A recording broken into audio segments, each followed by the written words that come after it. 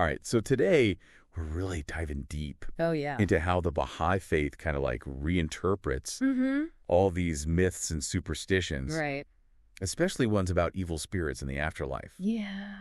You know, you sent over this excerpt about Baha'i teachings, Uh-huh. and it was fascinating. It's cool stuff. It really is. Yeah. It had all these intriguing points. Oh, yeah. Like what? Like it talked about vampires, Okay. but as symbols of like anxieties humans have. Oh, wow. And then there was the whole Satan thing, Yeah. but as a metaphor. Hmm. And it even touched on how like religious scholars sometimes Oh, yeah. got things wrong. Yeah. Throughout history, Yeah, people have gotten things wrong. exactly. Yeah. So let's unpack all of this. All right. Let's do it. What do you think is like the most striking difference between how the Baha'i faith views these things?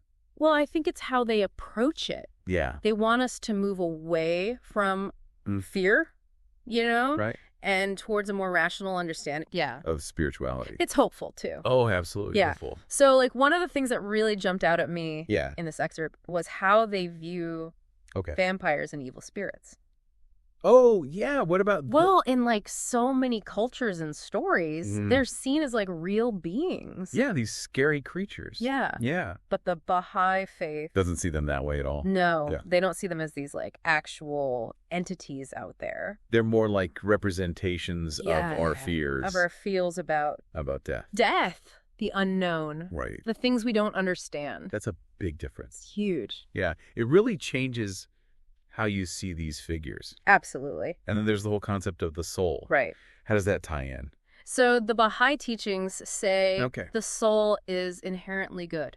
Okay. It's connected to God. Right. And God is loving.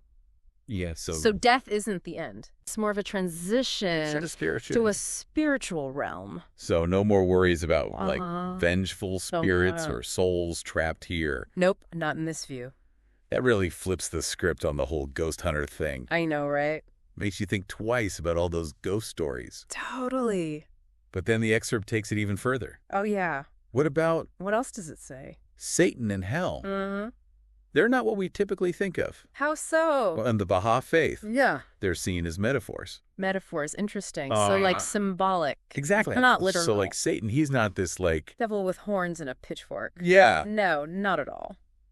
He represents something else. He represents the not-so-great parts of us, The bad part. the negative parts The things that that stem that pull us away from... from God, Yeah. from doing good. Okay, I get it. It's like those voices in our heads. That tell us to eat the whole cake. Those are our Satan.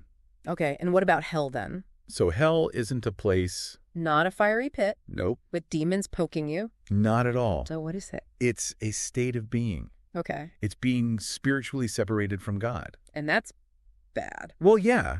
It's not a pleasant state Because because you're missing out on the good... on the connection with God. It's like right. when we say someone is burning with anger, Uh-huh. they're not literally on fire. Right. It's just a way to describe... A strong feeling. Yeah, A powerful emotion. exactly. It's the same with hell. It's a metaphor. Ah. And then heaven. Oh, yeah. That's not about pearly gates or Okay. harps. Not about that either. What is it then?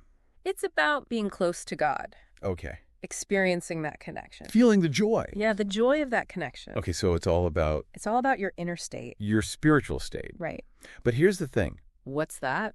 The excerpt also mentioned how... How some religious scholars Yeah. took these concepts literally, Yeah, and that's where... where things went wrong. Well, yeah, and that's where I think the Baha'i faith's emphasis on Oh, no. independent investigation Oh, yeah. becomes so important. It's crucial. It's about questioning what we've been taught. Not just blindly accepting, Yeah. but digging deeper. Seeking the truth for ourselves. Exactly. Because if we just cling to those literal interpretations, we might miss the point. yeah, we could go down the wrong path. Absolutely. And even religious scholars, They're human. yeah, They can make mistakes. they can misinterpret things. Happens all the time.